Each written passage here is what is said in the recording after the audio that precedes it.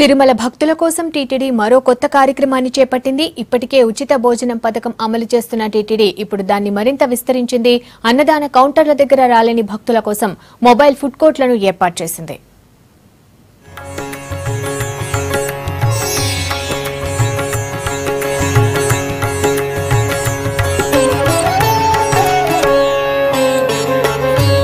వెంకన్న భక్తుల కోసం టీటీడీ కొత్త కార్యక్రమాన్ని చేపట్టింది.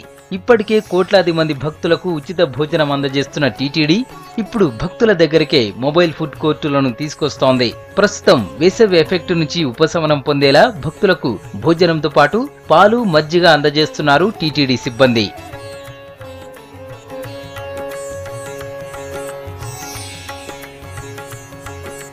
తిరుమలకు వచ్చే భక్తుల సంఖ్య పెరగడంతో టీటీడీ ఏర్పాటు చేస్తున్న భోజన వసతులు సరిపోవడం లేదు. దీంతో ఎక్కువ రేట్లతో భక్తులను నిలువునా దోచేస్తున్నారు ప్రైవేట్ హోటల్స్ నిర్వాహకులు. ఈ సమస్యకు చెక్ పెట్టాలని భావించిన టీటీడీ అధికారులు భక్తుల దగ్గరికే మొబైల్ కోర్టులతో భోజనాన్ని అందించేలా ఏర్పాట్లు చేశారు.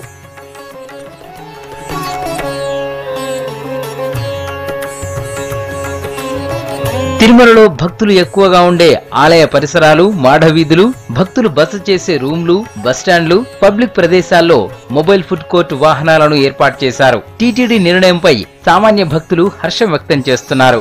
గతంలో తిరుమలకు వస్తే భోజనం కోసం చాలా హోటల్స్ తిరగాల్సి వచ్చేదన్నారు. అయితే టీటీడీ ఏర్పాటు చేసిన ఫుడ్ కోర్టులతో సమస్య తీరిందంటున్నారు భక్తులు. ఇట్లా మొబైల్ క్యాంటీన్ సెంటర్స్ అయితే, అన్నదాన సెంటర్స్ అయితే బాగున్నాయి. ఇక్కడ బస్సెస్ నుంచి దిగ్గానే ఫాస్ట్ గా ఇక్కడ తినేసేయచ్చు. కంఫర్ట్ గా ఉంది. ఎక్కడైనా వచ్చి ఆగి తినేసేయచ్చు. ఫుడ్ సప్లై కోసం అధికారులు ప్రత్యేక జాగ్రత్తలు తీసుకున్నారు. ఉదయం అల్పాహారం, పాలు, మధ్యాహ్నం, రాత్రి భోజనం, మజ్జిగ భక్తులకు అందుబాటులో ఉంచుతున్నారు. టీటీడీ అన్నప్రసాద ట్రస్ట్ లోని నిధులతో ఈ సంచార అన్నప్రసాద కౌంటర్లను ఏర్పాటు చేస్తోంది తిరుమల తిరుపతి దేవస్థానం. ఇందుకోసం దాతల నుంచి ఇప్పటికే 800 కోట్లు వచ్చాయి.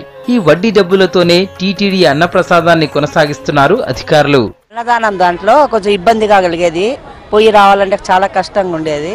ఇప్పుడు ఏం తొందర లేకుండా బాగానే సులభంగా తినేసి వెళ్ళిపోతున్నాము. ప్రాబ్లమ్స్ ఏం లేదండి, ఏమి ఇబ్బంది ఏం లేదు. బాగా అనుకూలాలు కూడా బాగున్నాయి, మాకు ప్రాబ్లమ్స్ ఏం లేవు. సంచార అన్నప్రసాద కౌంటర్లతో తిరుమలలో భక్తుల ఆకలి కష్టాలు చాలా వరకు తగ్గుతాయంటున్నారు టీటీడీ అధికారులు. భక్తులు కూడా మొబైల్ ఫుడ్ కోర్టులపై సంతృప్తి వ్యక్తం చేస్తున్నారు.